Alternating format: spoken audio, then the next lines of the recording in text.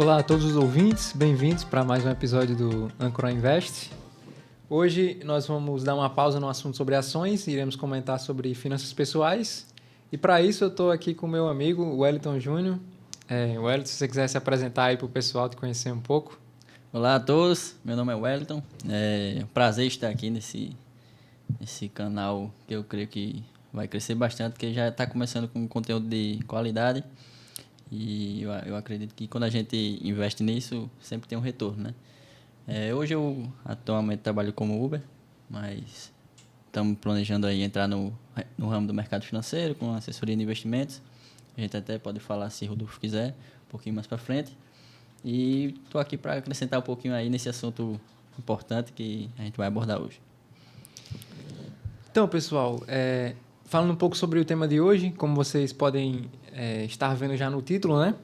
Nós vamos falar sobre finanças pessoais e mais especificamente sobre o simples hábito de equilibrar as contas já é muito interessante. Então, a gente vai falar sobre o equilíbrio de contas financeiras na sua casa, ou a maneira como você gere a sua questão financeira, né, pessoal. E para dar um norte, né, sobre esse assunto, passar um dado e uma informação interessante para vocês sobre isso, que um levantamento feito pelo Serasa, né, o mapa da inadimplência do Brasil, ele mostrou que 71,45 milhões de brasileiros hoje estão em situação de endividamento de inadimplência, com inadimplência, certo? Isso representa 43,78% da população, né, brasileira, né, com as aproximações. Então, vocês podem perceber que isso é uma quantidade de pessoas muito grande, né? Então, provavelmente você que está ouvindo, você conhece alguém, ou você está passando por uma situação de inadimplência ou de situação financeira que você acabou se descontrolando com a sua gestão financeira, né? A gente sabe que, claro, né, podem acontecer coisas imprevisíveis, como perda de um emprego, ou algumas situações excepcionais, onde você não tem mesmo o que fazer, acaba ficando descontrolado financeiramente, né? Mas o que a gente quer mostrar aqui para você é que é possível sim fazer um planejamento, e além de fazer planejamento, é possível também você conseguir se prevenir para algumas situações excepcionais que ocorrem com todos nós, infelizmente, durante a nossa vida. Só um adendo também, muitos desses inadimplentes são jovens, tá? E pessoas aí que já estão começando a carreira no mercado de trabalho endividados, muitas vezes se endividam para se formar através de fiéis, através de programas que financiam os seus estudos e que muitas vezes, equivocadamente, esses jovens acham que estão fazendo bom negócio, financiando seus estudos, seus projetos.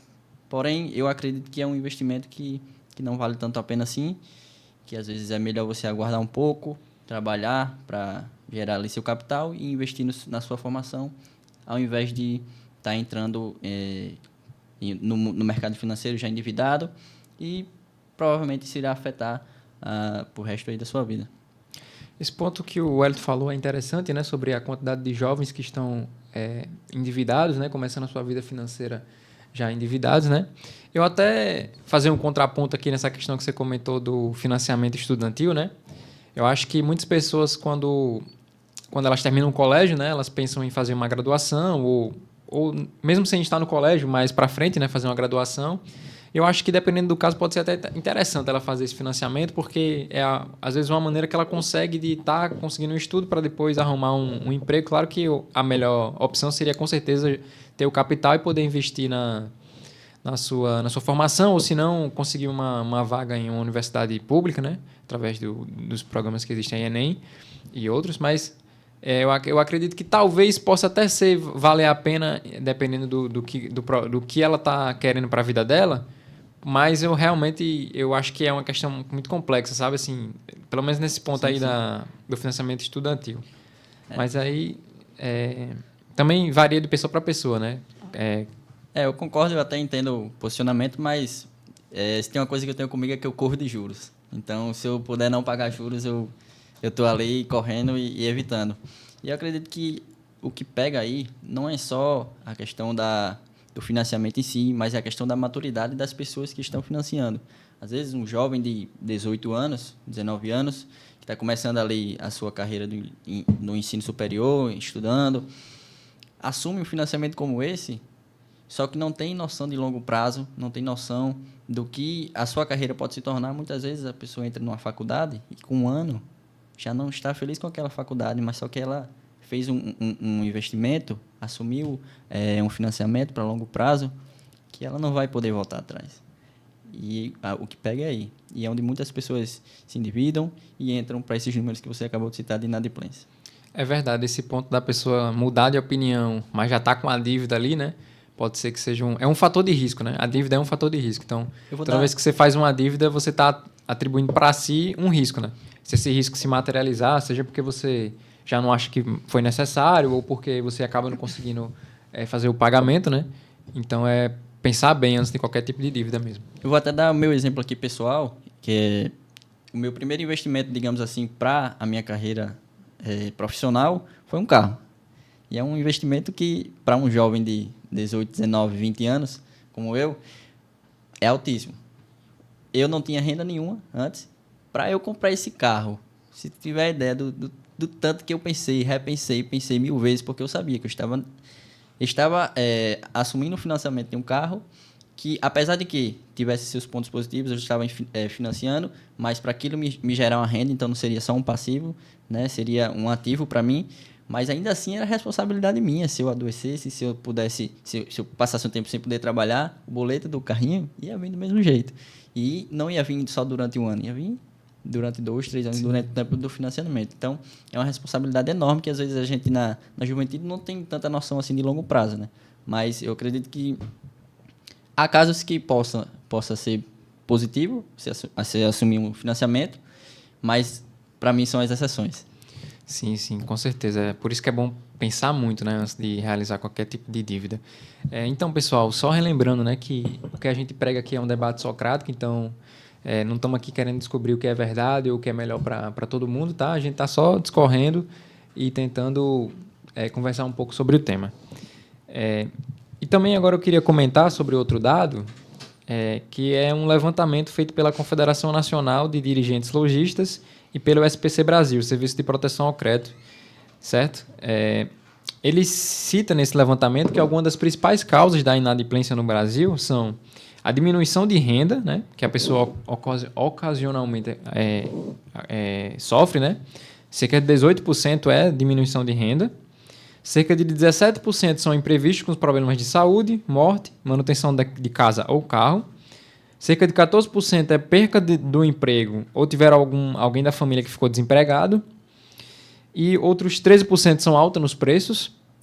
E outros 12% são falta de controle financeiro. Sendo que, olha que interessante, quando eles fizeram outros questionamentos para as pessoas, né, segundo o próprio estudo, 25% dos entrevistados admitem que realizaram no trimestre anterior à pesquisa alguma compra que sabiam que não conseguiriam pagar. E 54% dos entrevistados falaram que realizaram alguma compra que sabiam que seria difícil de pagar. E outros 41%, né, pode ter interseções, né, nesses grupos, e 41% falaram que fizeram compras sem considerar se conseguiriam ou não pagar, né? Uma coisa bem interessante, né? Porque muitas vezes você que não tem um planejamento financeiro, você às vezes esquece de fazer esse planejamento, você começa a trabalhar, começa a ser assalariado, começa a entrar aquele fluxo de caixa, né, de dinheiro que vai entrando na sua conta mensalmente, e você não faz um planejamento muito severo, assim, no sentido de severo que eu digo é no sentido de você botar as contas no papel, botar o que você vai gastar, os seus custos, os seus gastos, e você acaba se desequilibrando, né? Então, por isso que é importante, entendeu? Você ter esse controle, e é justamente mostrando esses dados para vocês que a gente vai mostrar o que seria um contraponto para você poder solucionar essa questão, né? Que não solucionar 100%, porque, claro, nem tudo é bala de prata, né? Mas você poder lidar com essas dívidas, né? Então, a gente acredita que esses tópicos que a gente apresentou aqui, né, sobre falta de controle financeiro, alta de preços da pesquisa, nós podemos atacar eles com algumas estratégias, certo? E eu gostaria de saber de você, Wellington, quais estratégias você acha que seria interessante para uma pessoa que sofre com essas questões aqui apresentadas na pesquisa, né? Tanta questão de gastos, né? Quando ela faz uma compra sem ter muita noção se vai conseguir pagar, ou sabe mesmo que não vai conseguir pagar, ou até mesmo coisas que acontecem, como a diminuição de renda, alta nos preços, né? Desemprego. Então, o que é que você acha aí de estratégia que a pessoa pode utilizar para dar uma amenizada ou tentar se prevenir dessas situações? Acho que essa não é uma pergunta tão simples e para perguntas simples não tem como dar respostas simples, né? Acho que existem diversos aspectos que a gente pode observar e realmente existem diversos, mas eu vou me ater aqui a alguns. Um dos que eu acho muito importante é a questão da mentalidade. Sua mentalidade para tudo, seja no ramo do mercado financeiro, seja quando você fala de educação financeira, seja quando você pensa em coisas triviais aí da sua vida, mas a questão da mentalidade, quando você assume uma dívida, é também algo cultural. Aqui no Brasil, infelizmente, nós não temos uma cultura onde a gente seja avesso a assumir coisas, como eu posso dizer aqui um exemplo? Supérfluas? Isso. Supérfluas. Por exemplo, às vezes as pessoas assumem dívidas desnecessariamente. Por que elas fazem isso? Devido à mentalidade. Infelizmente, a gente tem uma cultura em que, infelizmente, o marketing aí é muito pesado quanto a isso. No Brasil, as pessoas não compram focando no preço. Por exemplo, se ele vai comprar um carro, ele não compra focando no preço do carro, ele compra focando na parcela do carro. Se a parcela dá para ele pagar, está dentro do salário, ele não quer saber se ele está pagando 20, 30, 40, 50% de juros. Ele quer saber que a parcela cabe ali no orçamento, ele consegue pagar, e é isso. E às vezes, achando que consegue pagar, infelizmente, quando chega ali no final do mês, ele vê que estava enganado. Sim, certo. Então, tu acha que é uma questão... Começa na mentalidade das Exatamente. pessoas, né? De o cara querer focar também no preço, né? O cara querer pensar na organização financeira. Então, o cara querer pensar, não, vou fazer essa compra aqui, eu vou olhar o preço e vou levar em consideração mesmo, né? Sim. Porque, às vezes, muita gente pensa isso como algo chato, né? Algo, pô, o cara tá sendo mesquinho, tá querendo olhar o preço, né? Exatamente. Mas, pô, é uma coisa prática, né? É uma coisa prática e básica. Seu dinheiro é limitado, né? E que se Então, você for olhar então, no você contexto... tem que levar o preço em consideração, com certeza. Exatamente. Se você for até olhar no contexto geral, em outros países aí, as pessoas não pensam como a gente, como muitos brasileiros que focam na parcela. Tem gente, países como os Estados Unidos, que você financiar um carro é algo muito difícil de acontecer. Por quê? Porque é uma cultura. O pessoal pensa de uma maneira diferente e acaba que essa cultura ela afeta a população, fazendo com que dados como esse sejam uma realidade do Brasil, né? Com certeza, né? Eu não tenho muitas informações sobre essa questão de crédito em outros países, né? Mas o que a gente sabe no Brasil, por estudos, né, que eu já li, realmente o crédito é muito comum, né? As pessoas utilizam ele bastante, né?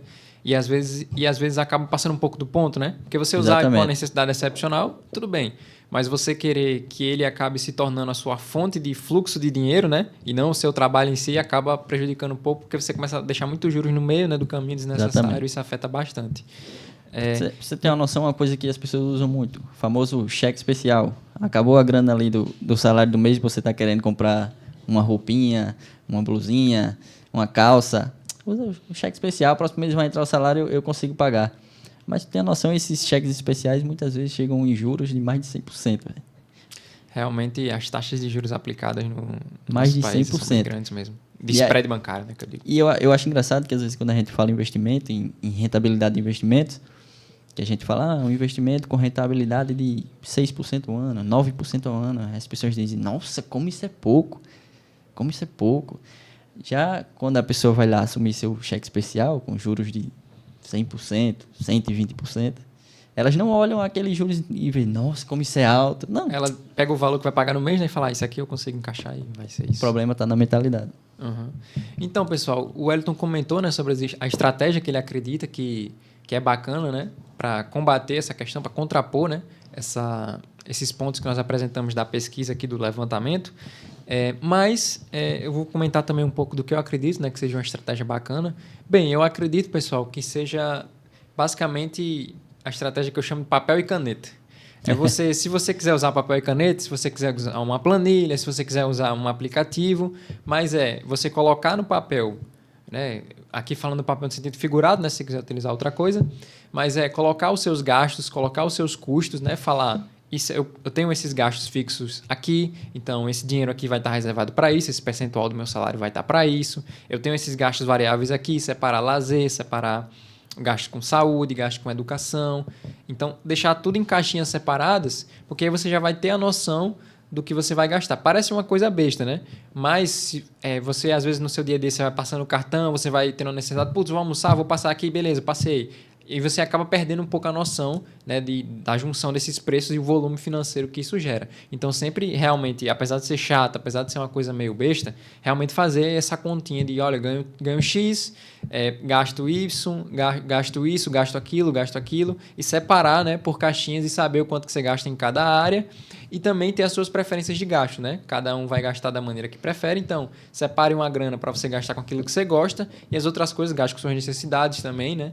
Tenha essa separação, mas sempre gerando, nunca gastando mais do que você ganha, né? E sempre também tendo uma questão que a gente chama da sobra, né? Você ter a sobra de dinheiro. Por quê? Porque eventualmente você vai precisar de dinheiro para alguma emergência, eventualmente você vai querer juntar para um objetivo maior, que você precisa de mais tempo para estar fazendo esse levantamento de capital. Então, é sempre interessante você nunca fechar o seu dinheiro gastando exatamente aquilo que você ganha. Porque pode ser que você sofra eventualmente com alguma situação e você não tem ali um dinheiro para estar, você recorre a empréstimo, que tem juros, né? Você recorre a ter que solicitar alguém, né? Pedir uma ajuda financeira. E que, claro, não é demérito para ninguém, mas tentar evitar, né? Para você não ter que sofrer com essa situação, porque pode causar vários problemas na sua vida. Por quê, né? Porque esses juros, como o Wellington comentou, eles são bem altos para bancário, então, e você também contar com o dinheiro de outras pessoas, às vezes a pessoa não pode te ajudar, né? Então, assim, é você ficar um pouco à própria sorte, né? Então, realmente eu acho que é uma coisa bacana você fazer esse planejamento financeiro. E aqui na Âncora Invest, a gente pretende sim no futuro ter um produto para as pessoas poderem organizar, né, Olha o seu aí, dinheiro. revelações, Então, lançar um produto também para as pessoas poderem organizar o seu capital, tá certo? Que vai ser em conjunto quando eu pretendo tirar a certificação CNPI, né? Boa. E poder fazer um produto já em conjunto, né? A pessoa poder ver recomendações de ações, poder ver recomendações de carteiras, de renda fixa, né? Também de fundo imobiliário e ativos em geral, né? E poder também ter ali o seu planejamento financeiro num produto só, tá? E falando sobre certificações, sobre mercado, o Wellington ele vai fazer também, pessoal, a prova da Ancord, né? Que é para poder se tornar assessor de investimentos, né? Queria que você contasse um pouquinho, Wellington, sobre isso, sobre essa fase da sua vida, o que é que você enxerga e o que é que você está vivendo sobre isso. Quando eu penso em mercado financeiro, um dos propósitos que eu tenho ao entrar, além de ser o meu benefício, de planejar minha vida financeira, de entrar ali para o mercado financeiro, comprando ações, pensando na minha previdência, né, pensando na minha aposentadoria. Mas também quando eu penso nisso, eu olho para as outras pessoas e às vezes... Nossa, isso poderia fazer tanta diferença como faz na minha vida, fazendo a diferença na vida de outras pessoas. E uma das carreiras que me chamou a atenção foi justamente a carreira de assessor, justamente porque o assessor é aquele que te ajuda a melhorar financeiramente. Como assim? Você não precisa entender de investimentos, você não precisa estar acompanhando ali as ações, você pode simplesmente chegar a um assessor e dizer: amigo, você pode cuidar das minhas finanças? Ele vai cuidar para você e ele vai trazer bons investimentos voltados para cada perfil de investidor. Se você é alguém mais agressivo, se você é um investidor mais conservador, o assessor ele vai estar ali encontrando produtos que se adequem a cada perfil, né? Eu acho isso uma carreira assim muito muito brilhante, assim, que faz diferença na vida das pessoas. Às vezes a gente fala de ações, de mercado financeiro, e as pessoas não têm noção do quanto isso pode mudar a vida de pessoas, porque as nossas finanças elas influenciam diretamente na nossa vida, no casamento, na vida familiar, no dia a dia ali. Qualidade de vida, né, velho? Qualidade de vida. Se você tem uma vida financeira saudável, velho, com certeza o seu relacionamento com seus familiares, com seu esposo, com a sua esposa, com seus filhos, vai ser muito melhor, porque vai ser uma preocupação a menos. Com certeza. E assim, poder dar essa liberdade para as pessoas, gerar essa liberdade de não se preocupar tanto com as finanças, que no longo prazo, quando você investe, vai deixar de ser uma preocupação, já que você vai ter uma renda passiva ali, já que você vai ter gerado uma riqueza ali no seu patrimônio, você vai ter o retorno. Então, para mim, é uma coisa brilhante, que eu não vou só estar te ajudando financeiramente, mas eu também estar influenciando no seu dia a dia, porque agora você vai ter uma relação com seus familiares melhor devido à sua saúde financeira, né? E sem contar que você, quando prospera financeiramente, você abençoa também as pessoas que estão ao seu redor. Então, isso para mim é muito legal. Então, pessoal, falando justamente desse ponto que o Wellington falou sobre questão de casais, né? Segundo a pesquisa do IBGE, cerca de 57% dos casais têm o seu divórcio, né, por causa de questões financeiras, né? Justamente, às vezes, uma discordância financeira, ou afim de todos esses problemas relacionados à gestão, né, dos recursos do casal, porque justamente é uma questão prática, né? Você vai precisar de gerir recursos em todo momento e durante seu casamento, durante sua vida, né? Seja sozinho ou em conjunto, e isso acaba podendo ter realmente um impacto muito grande, né, na vida dessas pessoas, né? E causando tristeza, né? Pô, pessoa, ninguém em casa para separar, né? Mas você vê, né? Uma situação que realmente impacta na vida dessas pessoas. E uma coisa relevante é que, às vezes, esses casais não necessariamente ganham salários ruins. Às vezes, eles tomam tantas dívidas que acaba que, mesmo tendo um salário razoavelmente bom, eles vão à falência, eles quebram, por causa da mentalidade. Eu volto a entrar no ponto de mentalidade. Tem até um estudo importante de Daniel Kahneman, é um psicólogo israelense que, inclusive, ganhou o prêmio Nobel no ramo de economia, que ele mostra que as atitudes a curto prazo, quando você toma decisões a curto prazo, elas são muito, muito pautadas em emoção. Então, você foge da racionalidade quando você toma muitas decisões a curto prazo. Por isso que, quando eu falo de investimentos, eu sempre foco no longo prazo, né? Porque, justamente, quando você foca no longo prazo, a chance de você cometer erros devido a emoções é muito menor. E esse estudo desse Daniel comprova justamente isso. Então, às vezes eu critico muitos traders aí, quando você vê pessoas falando em trader, em ações de curto prazo, muito provavelmente esses rapazes aí vão estar se baseando muito na emoção e não tem racionalidade nenhuma nos investimentos, visto que é muito difícil a gente tomar decisões racionais a curto prazo, porque primeiro que você nem tem tempo para pensar e às vezes ali você se baseia mais na sua intuição do que na racionalidade em si, e é isso que esse estudo mostra e que revela que é uma verdade isso, que antigamente esse Daniel ele até quebrou um paradigma, né? Que antigamente, antes desse estudo, as pessoas diziam que o tratamento com as finanças era tudo baseado em racionalidade, naquilo que as pessoas realmente pensavam em dados factíveis. Mas quando você analisa isso direitinho, nem todos. Aqueles a curto prazo tá infelizmente se baseando mais em emoções, e isso se reflete na vida financeira. Como assim, no caso dos casais? Às vezes os casais se baseiam muito em emoções na hora de fazer compras, quando você vai ao shopping ali, tô afim, tô triste, tô isso, tô aquilo, eu vou gastar aqui um dinheiro para repor essa tristeza, né? Já que eu trabalhei, eu mereço.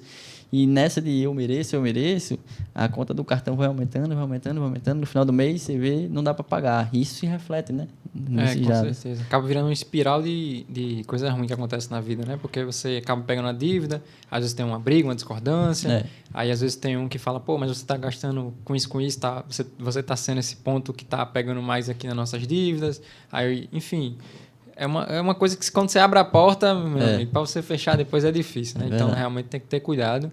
E por isso que eu bato naquela questão do papel e caneta, né? Parece besteira, né?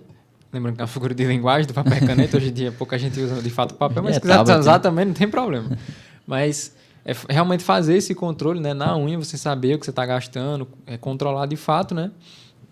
E à medida que você for entrando nesse ritmo de controle, você pode, eventualmente, ter um gasto aqui e outro ali fora do controle, né? Ninguém também precisa ter toque com aquilo, né? De ficar contando cada real que está gastando, mas sim você olhar os gastos maiores, né? Aquilo que impacta de fato no seu financeiro e cuidar, né?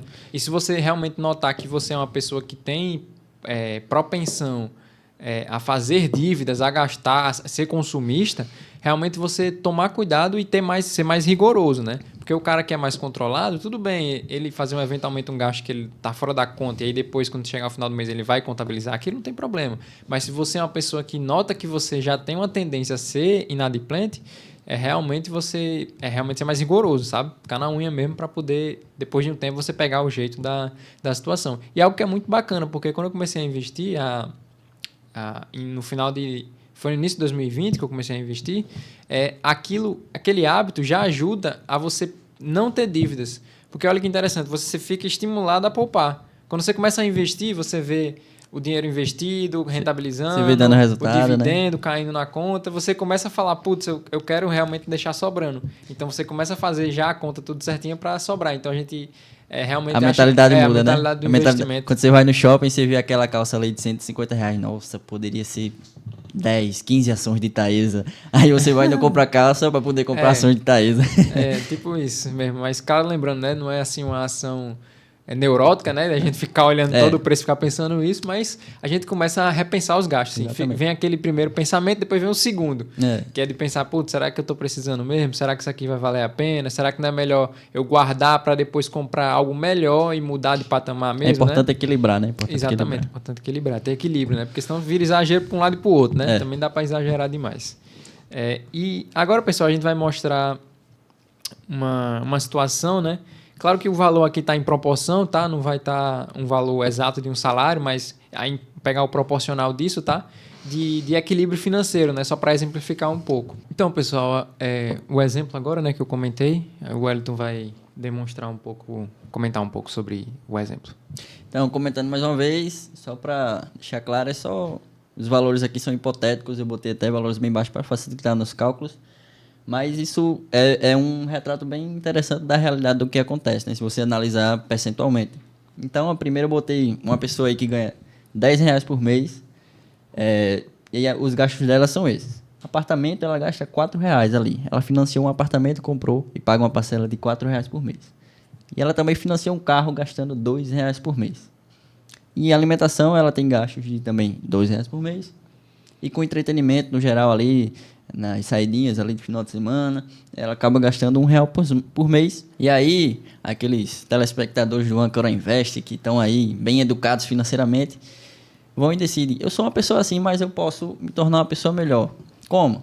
Vamos lá pegar esse mesmo ganho mensal de R$10 e agora você passa a viver uma realidade um pouquinho abaixo do que você poderia viver, porém pensando no longo prazo e investindo. Então vamos lá, como é que a gente faria? Um apartamento, ao invés de você gastar R$4 antes, você agora pega um apartamento com uma parcela que você vai pagar R$2,50. Olha aí, apartamento barato. E aí... Às vezes pega uma localidade, né? Uma localidade um pouco mais barata. Às vezes quem mora de aluguel, pega um aluguel melhor, mais barato, né? E aí, no carro. O carro você faz uma análise ali. Nossa, eu posso ter um carro mais barato ou eu posso ir de Uber. Aí você vai e faz os seus cálculos ali certinho. Como é que eu gastaria menos? Eu indo de Uber, por exemplo, se eu moro perto do meu trabalho, não faz tanto sentido ter um carro. Se eu moro longe, faz mais sentido ir de Uber. Então você faz seus cálculos ali e vê que você consegue chegar, por exemplo, vou de Uber. E você vê se conseguiu baixar metade dos seus gastos. Então agora gastando só R$1 com o seu transporte. A alimentação, eu vou dar uma colher de chá aqui para vocês, vou manter em R$2. Afinal de contas, a gente está em Brasil e a gente sabe que a realidade aqui, para a gente gastar por mês no quesito alimentação, a gente sabe que é bem pesado, né? E além do mais, com base também em alguns livros, que eu posso até recomendar para vocês, o livro do 1.000 ao Milhão, de Tiago Negro, onde ele fala lá que a gente pode chegar do 1.000 ao milhão sem tirar o cafezinho, né? Sem tirar daqueles mini confortos que nós temos no dia a dia. E a alimentação, para mim, pode ser um conforto também, né? Uma alimentação melhor. Então, é aquilo que nos dá um gás para continuar poupando em outras áreas, né? Exatamente. E, às vezes, a gente também pode manter isso aí, esses R$2. E, com entretenimento, antes você gastava R$1, agora você está gastando 80 centavos. Parece pouco, né? Mas se você analisar, é uma diminuição de 20%. E aí, dessa vez, sobra para você R$3,70. Antes sobrava R$1, agora sobra R$3,70. Nós tivemos um aumento aí considerável percentualmente. E, como eu falei, essa sobra nunca sobra, né? Mas agora você tem R$3,70. E antes a sua sobra era R$1 e acabava. Então, vamos tirar essa sobra aí, que já acabava de R$1. E agora... vamos separar R$2 para os investimentos. Então, você tinha R$3,70, você separou R$2 para os investimentos e ficou com R$1,70 de sobra ainda. Então, com esses poucos ajustes na sua vida financeira, nos seus gastos, você conseguiu fazer sobrar mais e um plus, você começou a investir. E pensando no longo prazo, você continuando nessa mesma disciplina, mensalmente, pensando no longo prazo, mais uma vez, você colherá frutos e, com certeza, futuramente você vai ter uma renda. Aqueles que investem, né, que pensam numa previdência, você vai ter uma renda mensal ali maior e, consequentemente, vai poder estar aumentando seus gastos com apartamento, vai poder estar aumentando seus gastos com seu carro, com transporte. E isso vai te trazer um benefício enorme, porque porque você vai poder viver uma vida melhor, porém sem sacrificar todo o seu salário. E isso como a gente já discutiu aqui, tem diversas consequências, né? E dosando isso ao longo do tempo, né? Então, pessoal, dado essa demonstração, né, só de uma questão de gestão financeira, né, claro que você tem que sentar e é algo mais complexo, você vai discutir cada tópico desse, cada questão com você, tem as suas preferências pessoais, né? Prefiro gastar com isso do que com aquilo. Então, você realmente tem um gasto maior naquilo, mas você recompensa gastando menos nas outras coisas, né? Gente que gosta muito de viajar, então o gasto do cara vai ser a viagem. A gente gosta de... E todo final de semana ir num restaurante bom, então vai ser o gasto, vai ser aquele, né? Porque justamente é finito, né? Então, dependendo do volume financeiro que você tem, do tamanho do seu salário, você vai fatiando mais e podendo também ter um gasto maior, né? Às vezes, quando a gente fala disso, não tem como sobrar, meu salário é muito pouco, eu tenho 3 filhos, não tem como sobrar, é impossível. Uma das coisas desse livro que eu citei, em Tiago Negro, que ele fala lá sobre como melhorar financeiramente, né? Ele aborda basicamente 3 pontos, que é o fato de você gastar bem, de você investir melhor e o fato de você ganhar mais. Gastar bem não necessariamente está falando sobre economizar. Às vezes, gastar bem é como ele fala aqui, você escolher seus gastos. Você priorizar aquilo. Não, beleza, eu quero ter meu entretenimento, só que tem um limite. Então, você vai estar gastando de uma maneira melhor, de uma maneira mais consciente. Aí, a parte do ganhar mais, que eu também acho muito importante, é de... Seu salário hoje é X. Só que você pode dar o gás e fazer uma renda extra e conseguir ganhar mais, estudar mais, se profissionalizar mais e fazer a sua renda aumentar. Às vezes as pessoas dizem que hoje não tem um salário muito bom, mas o que é que você está fazendo para o seu salário aumentar? Você está se movendo para o seu salário aumentar ou você só faz reclamar? Né? Às vezes a gente é meio duro, mas é a realidade, né? É importante a gente buscar o aumento do salário. Já que você não está contente, velho, então... busca aumentar seu salário. E não só fica chorando. Tenta, às vezes, uma transição de carreira, né? Ou se não, você vê com bons olhos a área que você atua, então você tenta melhorar naquela área, né? Fazer algum curso, fazer uma especialização, né? Exatamente. Claro que, com certeza, é muito difícil, né? A gente sabe a realidade do Brasil, as coisas não são simples. Acontecem coisas ruins na vida que você, felizmente, às vezes não tem controle, ou até mesmo você está numa situação financeira muito ruim, está com um salário muito baixo, você não consegue nem se profissionalizar, nem fazer transição de carreira. A gente sabe a realidade do Brasil, né? A gente é brasileiro também. Mas a gente tenta fazer o que a gente pode com o que a gente tem. E outra coisa... é ver sua realidade e tentar dar o seu melhor. Existem profissionais também que podem te ajudar com isso, né? No ramo de finanças. O assessor, ele é uma das pessoas que consegue te ajudar. Ele consegue fazer o seu planejamento e aconselhar, claro. O assessor, ele nunca vai decidir por você. Então, no final das contas, a decisão vai ser sua. Porém, ele vai conseguir te dar diversas informações que vai te permitir tomar decisões melhores. Pelo menos você vai estar tendo um norte ali, vai ter alguém para te auxiliar. Então, também se você não entende muito de finanças, nunca foi de se preocupar tanto com isso, você pode procurar a ajuda de um profissional e ele vai te ajudar. Aí você diz, mas eu vou ter que pagar um profissional. Você vai ter que pagar, mas esse profissional vai te dar um retorno. Então, você vai estar pagando, porém vai ser um investimento. Com certeza. Então, obrigado pela participação, Wellington. Obrigado ao seu ouvinte que está aqui escutando a gente nesse mais um episódio do Ancroinvest. A gente pretende continuar trazendo conteúdo, a gente pretende ir melhorando ao longo do tempo, com certeza, né? E trazendo conteúdos mais específicos e também que agradem a todo o público. A gente falei ali de investimento, se quiser, na próxima a gente pode vir falar de investimento, falar de ações, falar de com certeza. Renda fixa. E também, lembrando, pessoal, acessar o Instagram, né, do Ancroinvest. Vou deixar o Instagram do Wellington também, para vocês conhecerem. Você encontra como Wellington DSJR. Você pesquisa lá, o @Wellington DSJR. Pode mandar, se quiser, ficou com uma dúvida sobre alguma coisa que a gente comentou aqui no podcast, quiser mandar lá no Instagram, você pode mandar que a gente responde. Eu sou bem ativo lá, só mandar que a gente tenta ajudar aí da melhor maneira. Show, Wellington. E você também, agora que ele comentou, né? Eu falei que ia deixar o link na descrição, mas eu vou aproveitar o gatilho e vou comentar o do Ancora também, Ancora.invest, né? Igual o nome do nosso projeto. Se você pesquisar no Instagram, você vai ter para acessar. E pedir para você interagir também com o YouTube, né? Deixar o seu like, compartilhar. Se você gostou do conteúdo, deixar também seu comentário, sua dúvida. E é isso, pessoal. Um grande abraço e espero que vocês tenham gostado desse episódio.